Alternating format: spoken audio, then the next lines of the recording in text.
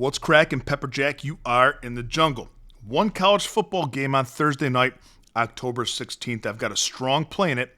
I'm going to give it to you right here, right now. Greetings, everybody. Welcome back to the show. And if you're joining us for the first time, welcome to the jungle. We're going to break down in detail the game between East Carolina and Tulsa on Thursday, October 16th. And I'm going to give you the best bet for the game. And I'm going to leave a link for you in the comments section. The link is to become a jungle member. And for as little as 55 cents a day, you can become a member and become part of the fastest growing sports betting movement in the Western Hemisphere. What do you get for becoming a member? Well, I'm glad you asked. You get my full betting card, all sports, text to your phone every single morning.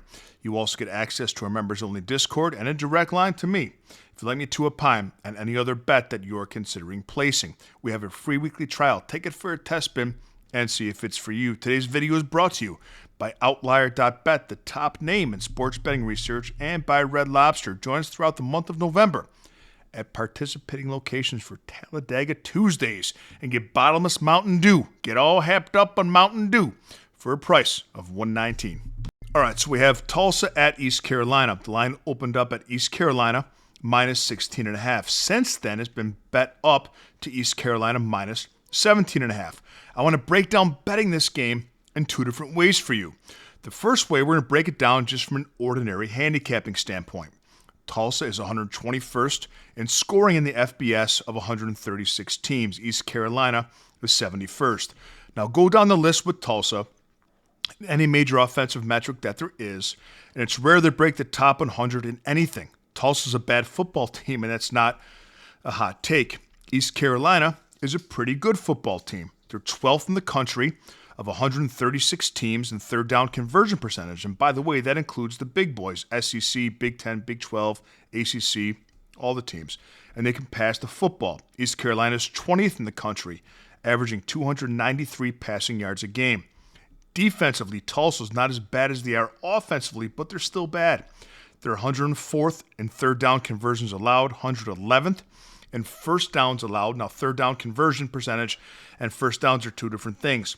And they're 114th against the run. And Eastern Carolina is a good defensive football team. In fact, they're 15th in the country in points allowed. The Pirates allow just 15.5 points a game. They're 5th in defensive red zone efficiency, 27th defensively against third down conversions. And these two teams have one common opponent this season. That common opponent is Tulane. Now, Tulsa got blown out at home by Tulane, 31-14. But East Carolina just lost their last game they played to Tulane in Tulane by just a touchdown. Now, I'm going to give you this next statistic. I'm taking BYU out of the mix because BYU is a top 25 ranked team and they don't fit into this conversation. They played East Carolina in East Carolina. But the other two home games East Carolina played this season, they won by 22 and they won by 53.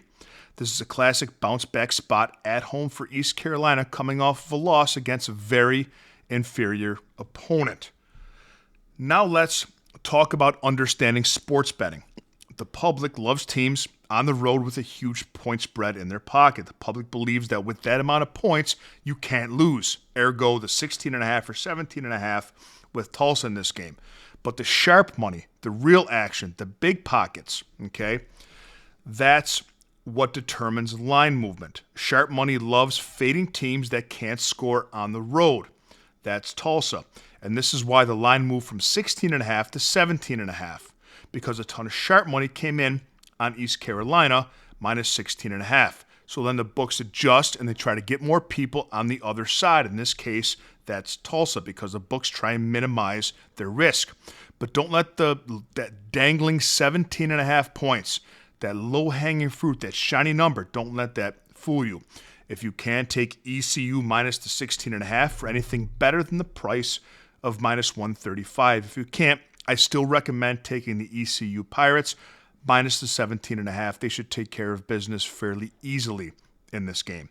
Let's have a day, Jungle Nation. Remember, be humble, be kind, be respectful, but be strong. And I'll see you next time with a little more money in your pocket.